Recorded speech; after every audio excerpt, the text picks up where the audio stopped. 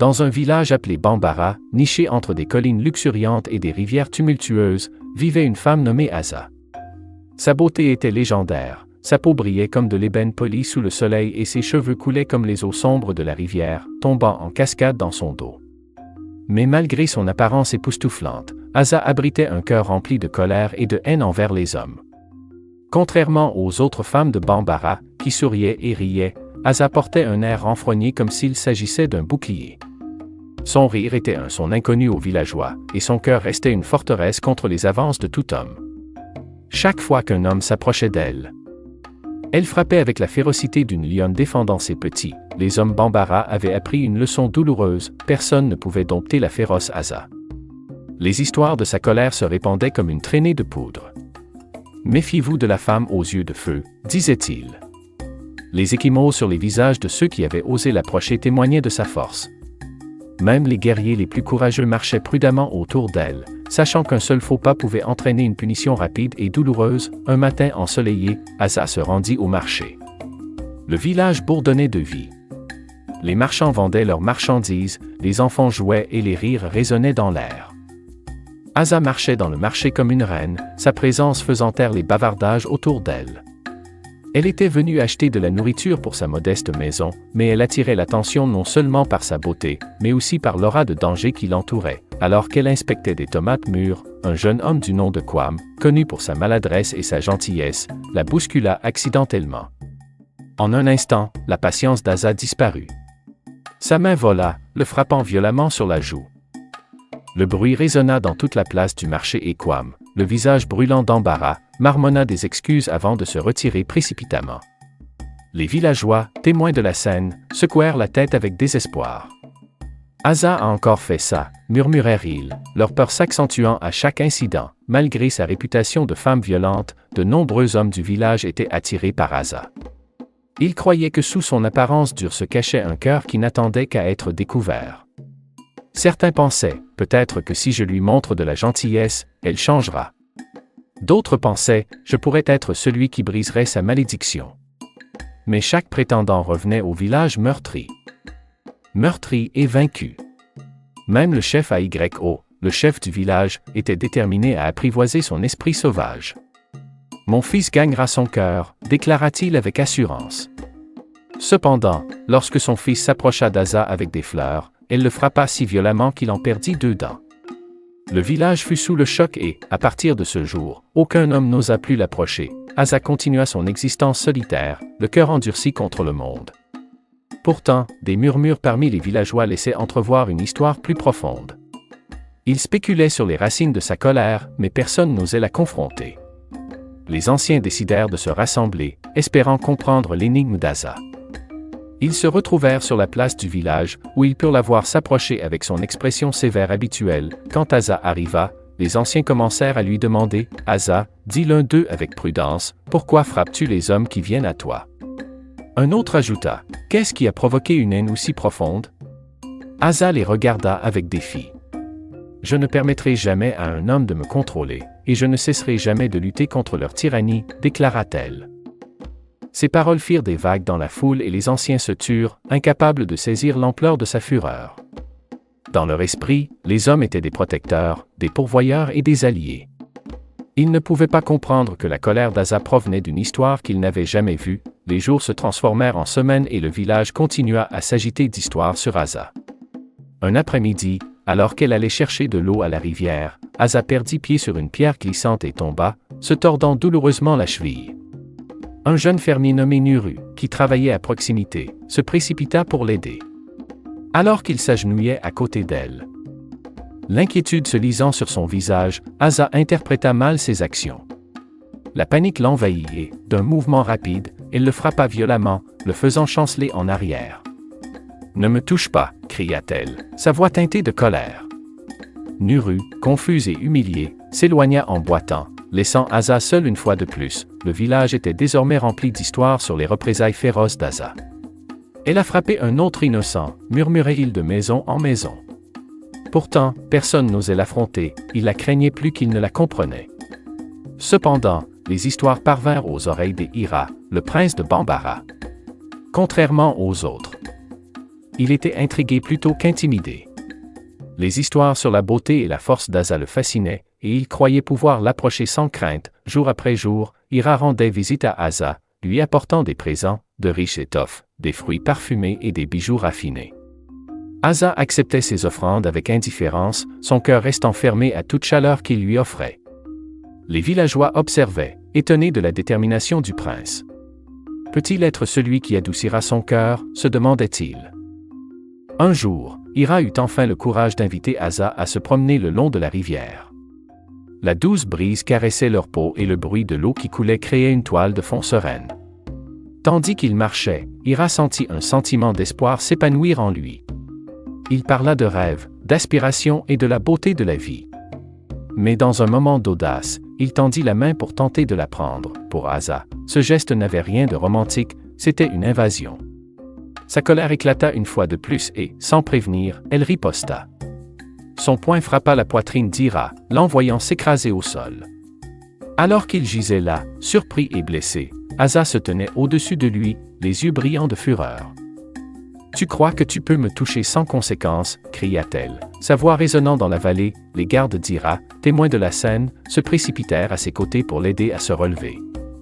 Ils retournèrent au palais, laissant Asa seul, le cœur battant sous l'effet d'un mélange d'émotions. Alors que la nouvelle de l'incident se répandait, le village bourdonnait de stupeur et d'incrédulité. Comment le prince, si courageux, a-t-il pu être frappé par une femme, murmurèrent-ils. De retour au palais, le roi Cato, furieux, attendait son fils. Qui a osé frapper mon fils demanda-t-il, sa voix résonnant comme le tonnerre. Les gardes lui expliquèrent la situation et la colère du roi s'enflamma lorsqu'il apprit qu'il s'agissait d'Asa. Il la convoqua au palais, déterminé à affronter la femme qui osait défier son autorité. Le jour où Asa fut convoqué au palais fut un véritable spectacle. Tout le village se rassembla, en effervescence. Asa arriva, la tête haute, le défi irradiant de chacun de ses pas. La grande salle du palais était remplie de monde, tous les yeux rivés sur Asa alors qu'elle faisait face au roi Cato. « Pourquoi as-tu frappé mon fils » hurla le roi, sa voix pleine d'autorité. Asa se tenait droite, l'expression ferme. « Il m'a touché sans mon consentement » répondit-elle d'un ton provocateur. La foule s'exclama devant son audace. « Je ne me laisserai contrôler par aucun homme, et encore moins par un prince. Vos actes ne peuvent rester impunis, prévint le roi. Vous devrez répondre de cette violence. » Le cœur d'Asa s'emballa tandis que le poids des paroles du roi s'imposait à elle. Mais en regardant autour d'elle, elle vit la peur et la curiosité dans les yeux des villageois. « Je ne suis pas un monstre » commença-t-elle, la voix légèrement tremblante. « Je suis une femme qui a connu la douleur. Mon père était un tyran, et je l'ai vu détruire ma mère par sa cruauté. Je ne permettrai plus jamais à un homme de me traiter ainsi. » Sa révélation fit taire la salle et les villageois se penchèrent vers elle, captivés par l'honnêteté brute de ses paroles. Asa continua, son histoire se déversant comme une rivière se déversant d'un barrage. Elle parla de la violence de son père, des larmes de sa mère et de la solitude qui l'envahit lorsqu'elle perdit la seule personne qu'il avait jamais aimée inconditionnellement.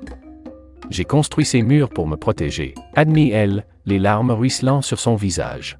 « Mais maintenant, ils ne font que m'isoler. » Le roi, furieux, adoucit son regard.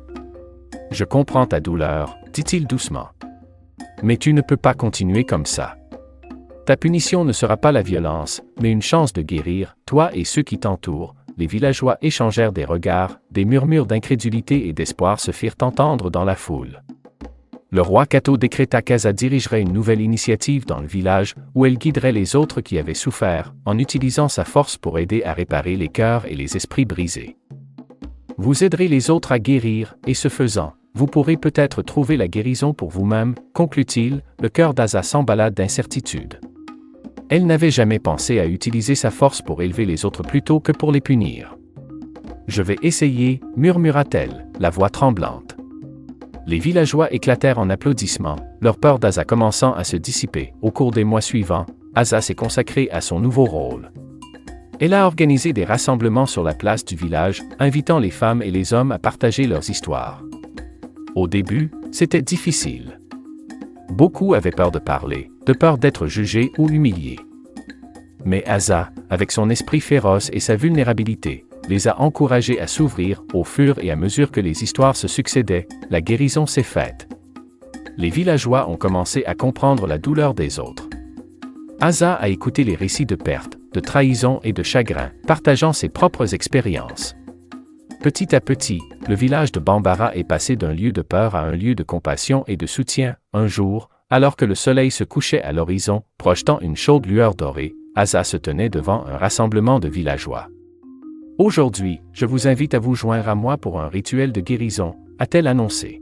« Laissons de côté notre douleur et notre colère, et acceptons le pardon. » Ensemble, ils allumèrent un feu et partagèrent leur peine, jetant des morceaux de papier dans les flammes, symbolisant la libération de leur douleur. Asa sentit un sentiment de soulagement l'envahir, son cœur s'allégeant à chaque histoire partagée. Au fil des mois, Asa est devenu un symbole de force et d'espoir à Bambara. Les villageois ne la craignaient plus, au contraire, ils la respectaient et l'admiraient pour sa résilience. Même Ira, qui avait été autrefois la cible de sa colère, est revenu au village. Cette fois, il s'est approché d'elle avec un cœur rempli de respect. « Je t'ai vu changer, Asa », lui dit-il un jour alors qu'il se tenait au bord de la rivière. « Ta force est inspirante, et j'en suis venu à te voir non pas comme un guerrier féroce mais comme une âme courageuse. » Asa croisa son regard, son cœur s'adoucissant. « Ira, j'apprécie ta gentillesse. Mais j'apprends encore à gérer mes sentiments. » Avant de continuer, si cette histoire vous a touché, n'hésitez pas à laisser un like et à vous abonner à notre chaîne. Votre soutien nous motive à créer encore plus de récits inspirants. Merci de faire partie de cette aventure avec nous. Continuons, Asa et Ira commencèrent à développer une amitié fondée sur le respect et la compréhension. Ils passèrent du temps ensemble, apprenant des expériences de chacun, forgeant un lien qui transcendait leur passé. Le village vit leur connexion s'épanouir et des rumeurs d'une affection plus profonde commencèrent à se répandre. Finalement, lors d'une fête célébrant la récolte, Ira s'approcha d'Asa devant tout le village. « Asa, dit-il en prenant une profonde inspiration, je suis venu pour te chérir. Je respecte ta force et j'admire ton parcours. M'accepteras-tu comme plus qu'un ami ?» Asa regarda autour d'elle, voyant l'amour et le soutien des villageois. « Ira, je cherche encore ma voie, » répondit-elle d'une voix ferme. « Mais je crois que nous pouvons parcourir ce chemin ensemble. » La foule éclata en applaudissements, célébrant non seulement leur union mais aussi la transformation d'une femme autrefois craintive en une source de force et de compassion. Au fil du temps, Asa et Ira ont travaillé ensemble pour favoriser un sentiment de communauté et de guérison chez les Bambara. Le village a prospéré, rempli de rire et de joie, et le cœur d'Asa a lentement guéri, permettant à l'amour de s'épanouir là où il n'y avait autrefois que de la colère. Au cours des années qui ont suivi, le village est devenu un lieu où les histoires de résilience et d'amour ont fleuri. Asa, autrefois crainte, est devenue une leader appréciée, utilisant ses expériences pour guider les autres. Ensemble, elle et Ira ont construit une vie pleine de sens, favorisant un esprit d'unité qui a défini les Bambara. Le parcours d'Asa, d'une femme consumée par la haine à une femme embrassée par l'amour, est devenu une légende dans le village, un conte transmis de génération en génération, rappelant à chacun le pouvoir de guérison et la force qui vient de la vulnérabilité. Et ainsi, le village de Bambara a prospéré, transformé par le courage d'Asa et l'amour qui a fleuri dans le cœur d'une femme autrefois crainte mais finalement célébrée pour sa force et sa compassion. Au fil du temps, Asa et Ira sont devenus célèbres à Bambara, non seulement pour leur leadership, mais aussi pour leur engagement indéfectible envers le village. Cependant, la transition d'un village gouverné par la peur à un autre gouverné par la compassion n'a pas été sans difficulté. Des ombres de méfiance et de ressentiment subsistaient encore parmi certains villageois. En particulier parmi ceux qui avaient été blessés par les actions précédentes d'Asa. L'un de ces villageois était Malik, un ancien aspirant guerrier qui avait gardé des cicatrices, à la fois physiques et émotionnelles, après une confrontation avec Asa. Les villageois avaient depuis longtemps oublié les rêves d'honneur et de gloire de Malik, qui passait désormais ses journées dans l'amertume, à soigner ses blessures. Il s'asseyait souvent à la lisière du village, grommelant pour lui-même, regardant les autres célébrer les changements apportés par Asa et Ira. Un jour, poussé par le poids de son ressentiment, Malik a décidé d'affronter Asa. Il s'est rendu au rassemblement communautaire, le cœur battant de rage et de douleur.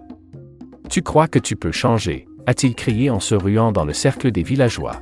« Tu as peut-être trompé les autres, mais je te vois tel que tu es vraiment. » Juste un tyran caché derrière une façade de compassion, la foule se tut, l'atmosphère était tendue. Asa se tourna vers Malik, le cœur battant. Malik, je comprends ta douleur, dit-elle d'une voix calme mais ferme. Mais je ne suis plus la même femme qu'avant. J'essaie de me racheter, mais Malik ne se laissa pas influencer. Te faire pardonner? Tu penses que le simple fait de sourire et d'aider les autres efface la douleur que tu as causée. Sa voix tremblait d'émotion, faisant écho aux frustrations de ceux qui craignaient encore Asa. Les villageois murmurèrent entre eux, ne sachant pas comment réagir. Asa sentit le poids de leurs regards, les souvenirs de ses actions passées s'abattre sur elle. Tu as raison, dit-elle d'une voix ferme. Mon passé ne peut pas être effacé. J'ai blessé beaucoup de gens, y compris toi, Malik. Je suis ici pour en assumer la responsabilité. Si vous souhaitez vous battre, alors combattons ensemble, pas les uns contre les autres, mais pour un avenir meilleur. Les yeux de Malik s'écarquillèrent de surprise. Que veux-tu dire? Je vous défie en duel, non pas à main nue, mais en force et en union. Si vous trouvez la force de vous battre à mes côtés, nous pourrons changer ce village ensemble.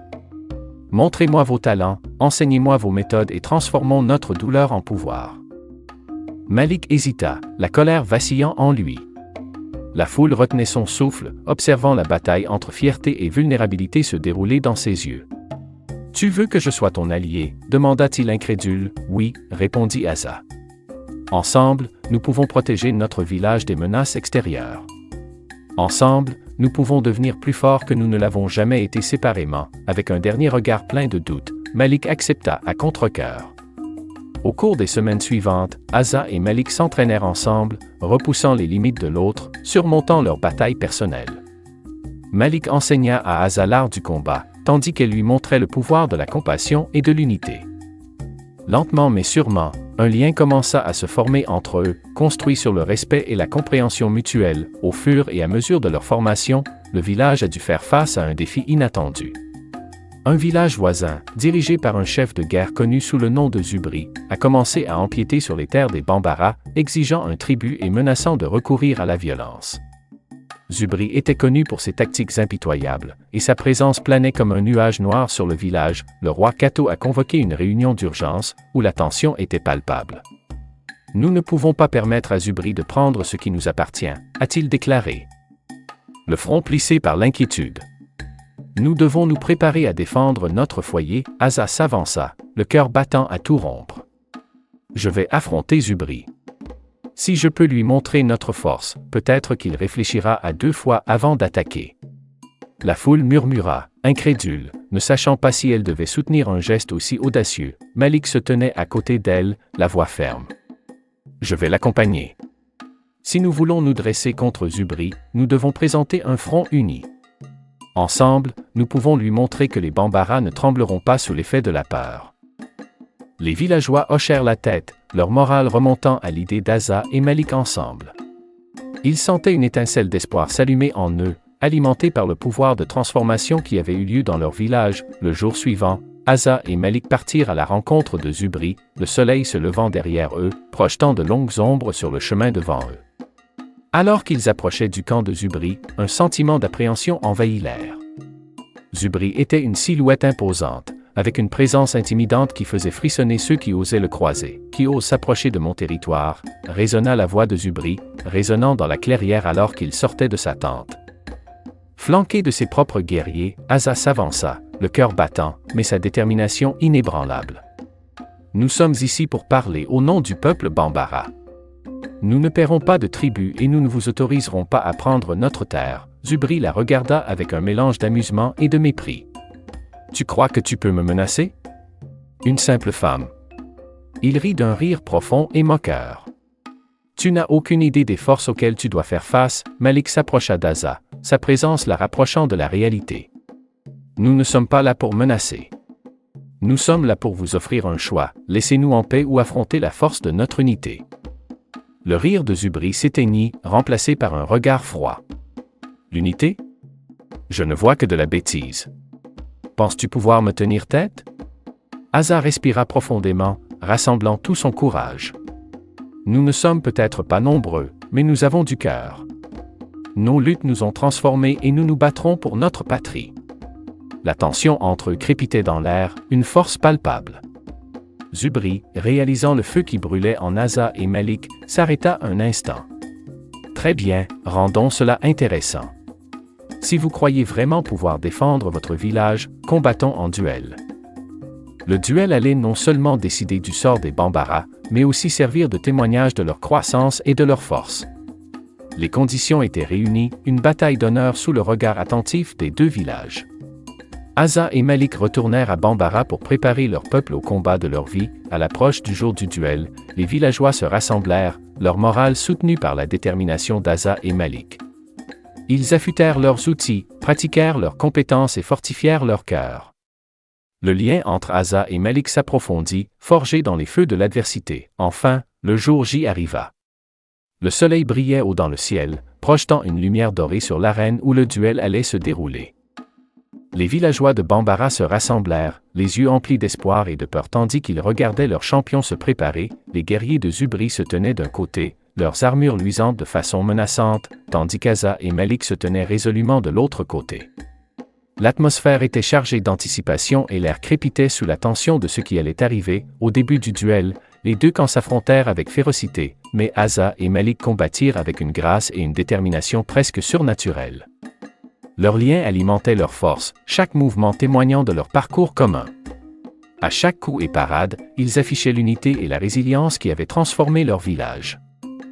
Zubri, surpris par leur prouesse, commença à vaciller.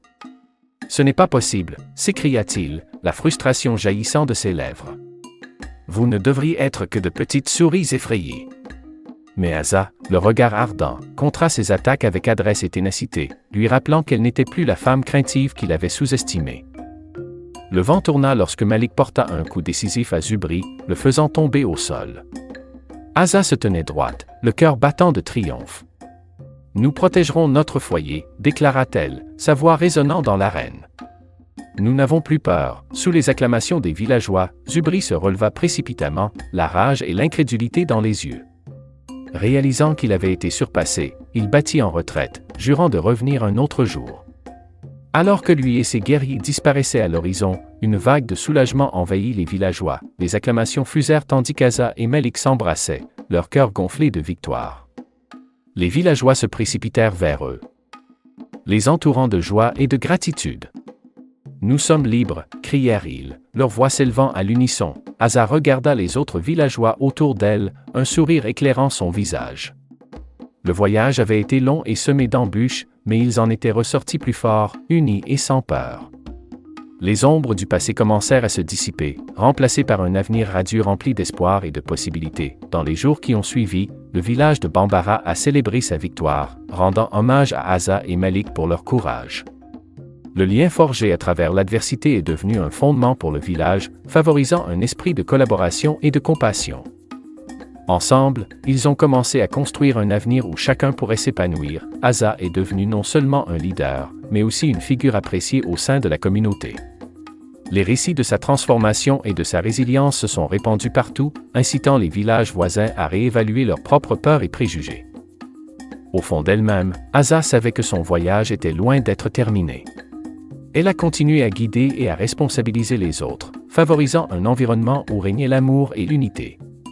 Aux côtés de Malik et d'Ira, elle a travaillé sans relâche pour construire un village capable de résister à toute tempête qui oserait s'approcher. L'héritage du courage, de la résilience et du pouvoir de transformation d'Asa est devenu une histoire précieuse transmise de génération en génération. Bambara n'était plus un lieu de peur mais un havre d'amour, de force et de compassion, marqué à jamais par le parcours d'une femme qui a choisi de transformer sa douleur en objectif.